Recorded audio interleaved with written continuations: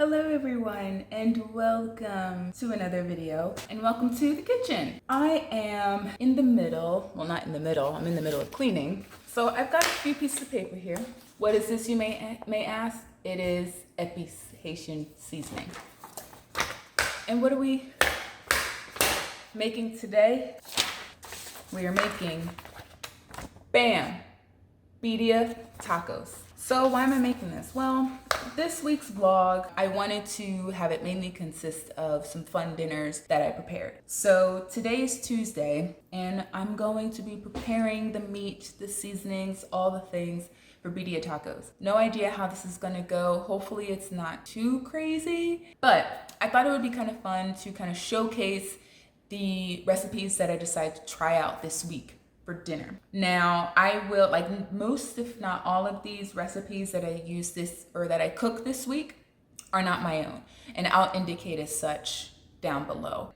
This one is probably the one recipe that I'm a little bit worried about because it's so involved. Like I had to get ingredients from like the Mexican grocery store because I'm working with chilies, and I've never worked with dried chilies before. I've never worked with leeks before, I don't think, or any of that. So I'm going to quit blabbering on and get into the kind of first part of this entire recipe. Like, 'cause this is gonna be like an all day thing for the most part. So let's get on to these birria tacos, shall we? Okay, what is on the ingredient list here? So as you can see, I've got my little recipe here for Epice. Epice? That's the word, Epice. But anyway, so you can see the ingredient list here, but I'm going to kind of spout off really quickly what we've got going on. So in this bowl, we've got some garlic, bell pepper, and habanero. The recipe calls for Scotch bonnet, but I couldn't find any Scotch bonnet, so I thought a good second is habanero. We've got I'm laughing because, and I'll tell you the reason why, but this is chicken bouillon cubes. The recipe calls for 1.5 of these. The reason why I'm laughing is because the recipe here says 1.5 Maggie. So I've been Googling like crazy over the past couple of days in preparation for this recipe on what Maggie is. And I couldn't find it. It kept giving me like Maggie recipe, like Maggie as like an actual recipe, like a food. And I'm like, okay, I don't think this is what I'm looking for. And it was spelled without the E on the end. So I kept getting, you know, this in my search results. So I was just like, okay, I don't understand. And so eventually I got to an article that said that Maggie's like chicken bouillon, or it's something else, but it's a good substitute. It's just chicken bouillon. So then as I go into the pantry and pick out all the things that I need for this recipe, I see that this has Maggie on it, and I was like, oh, I wonder if this is what they were talking about. But this is literally just like the brand name of chicken bouillon. But anyways, I thought that was funny. Okay, so back to the ingredients. So it called for salt and pepper, so there's a 1/2 teaspoon of both in here. Oh, is that a garlic skin? Sure is, honey.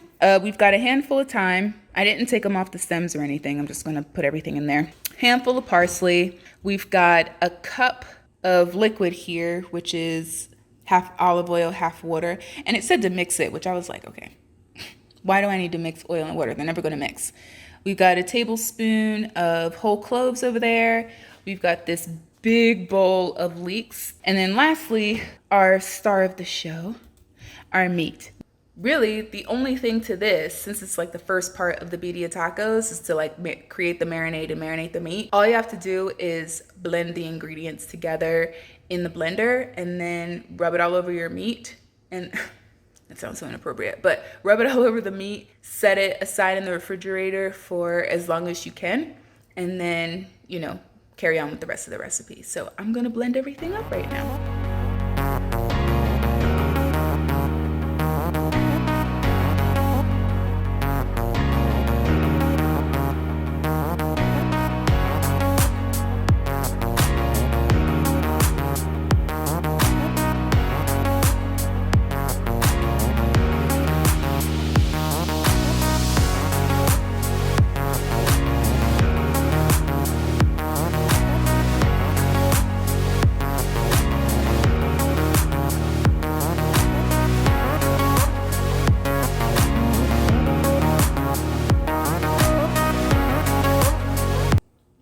Okay, so this stuff smells so good.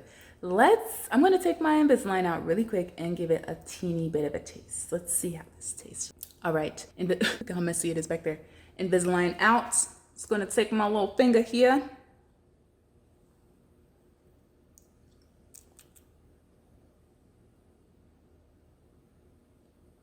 Y'all, hold the front.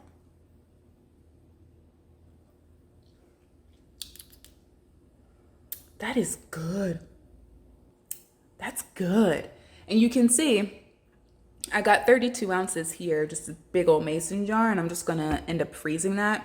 But I do have quite a bit left here, so I'm just gonna use that to I'm gonna cut up the meat actually, and then put this all together so we can marinate for the next like 5.5, 6 hours.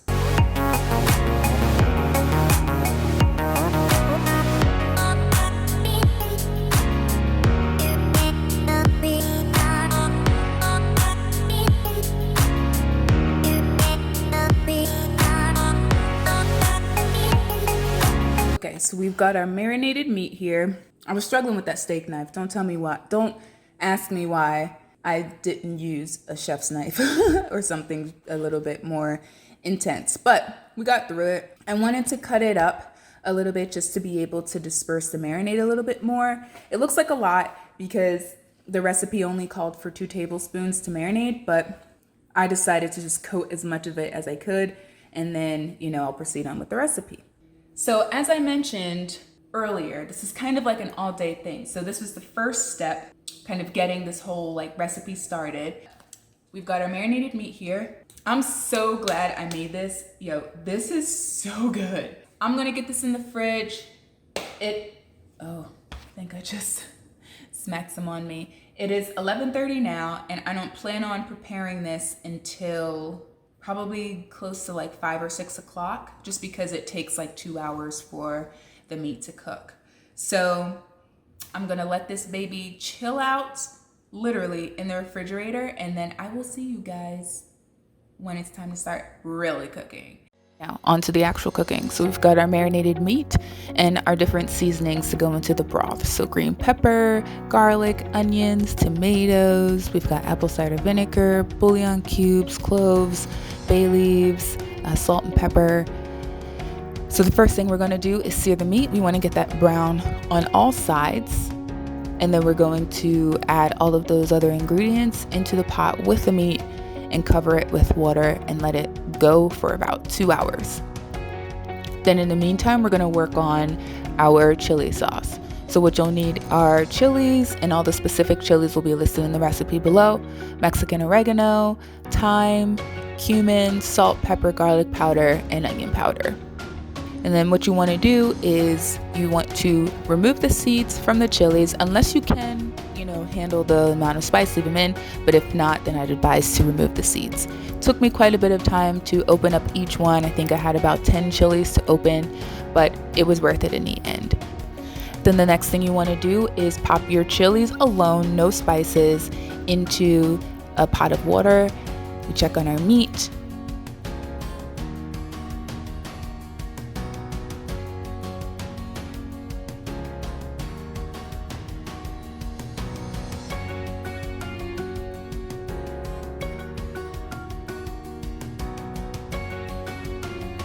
Now that our meat and sauce and everything is cooked, it's time to assemble our tacos. So here are our ingredients. We have mozzarella cheese, onions, cilantros, flour, tortillas, and then of course you can add other stuff if you want. And basically what I did was dip one of the flour tortillas in the sauce and then put it on the skillet for, I don't know, maybe a couple of seconds to fry on the one side. The one thing I wish I could have done is fried both sides instead of just the one. I think it would have been much crispier. But then you put on your cheese, put on your meat, your onions, cilantro, or anything else that you want to put into the taco. Crisp that up a little bit, and then you're good to go.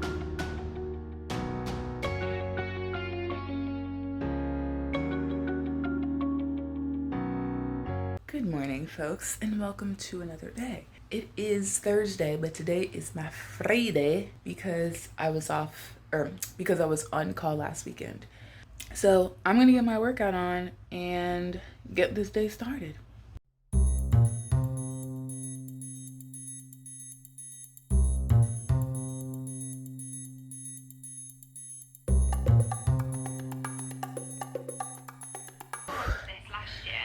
Let me pause here real quick. Actually, let me sit y'all down real quick. Oh. As you can see, I'm like, I don't know if you can tell, I'm like dripping sweat, dude.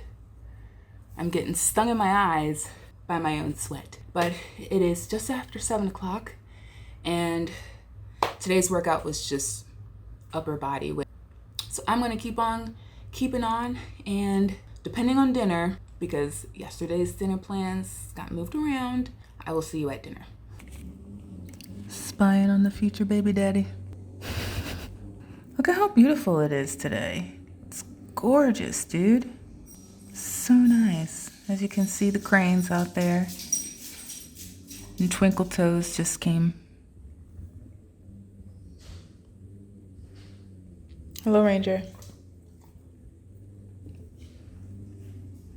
Oh, there he goes again.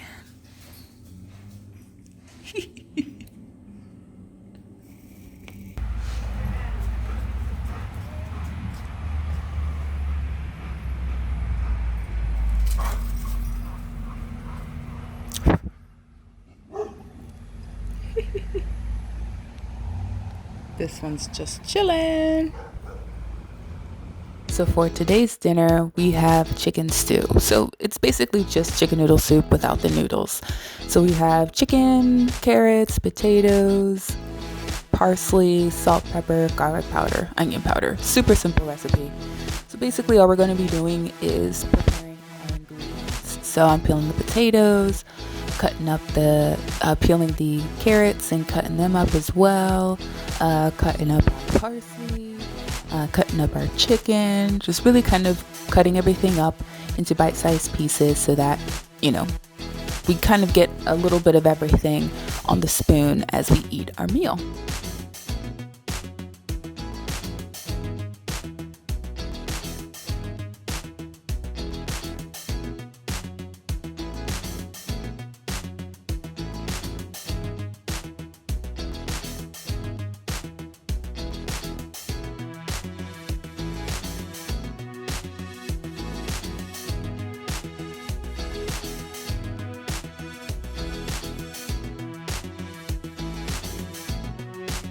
After you're done kind of cutting everything up into bite-sized pieces, you want to get a little bit of olive oil, put in the pot, add your chicken to let that saute for a little bit, then add your carrots and your potatoes to the mix.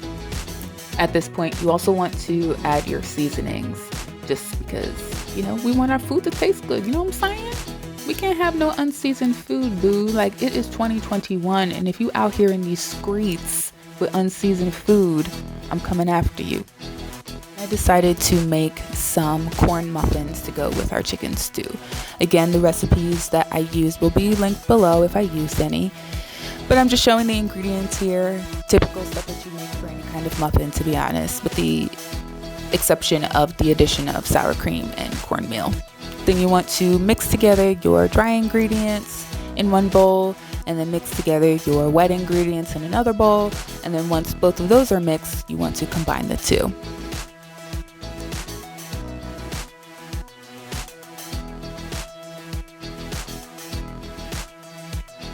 After checking on our stew and stirring it up, we want to add our batter into our muffin cups, our muffin tin.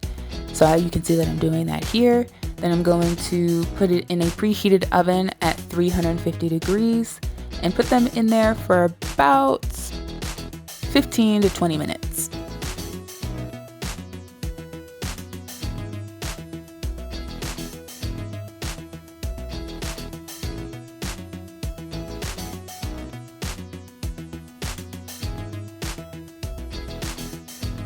Here is our chicken stew with 2 corn muffins, with a really quick kind of cinnamon-esque butter that I made on the side. The next day was a meal that is pretty common in this household, and that is sauteed salmon with some sort of fruit salsa and cilantro rice. So here I'm showing you the ingredients that I used in the peach salsa, which is of course peaches, cilantro, and onion. Then I also seasoned it with some lime juice, salt, pepper, garlic powder, onion powder, cumin, and a little bit of chili powder. Mix those all together, pop it in the fridge until you're ready to serve. I don't show me cooking the salmon. All I really did was just saute it in a pan and then made rice and added cilantro to it. But as you can see, this is what it turns out. Like I said, it's a common meal that's in this household, so it's always fabulous. But those are some of my favorite meals that I cooked this week. Thanks for watching, and I'll see you on the next one. Bye.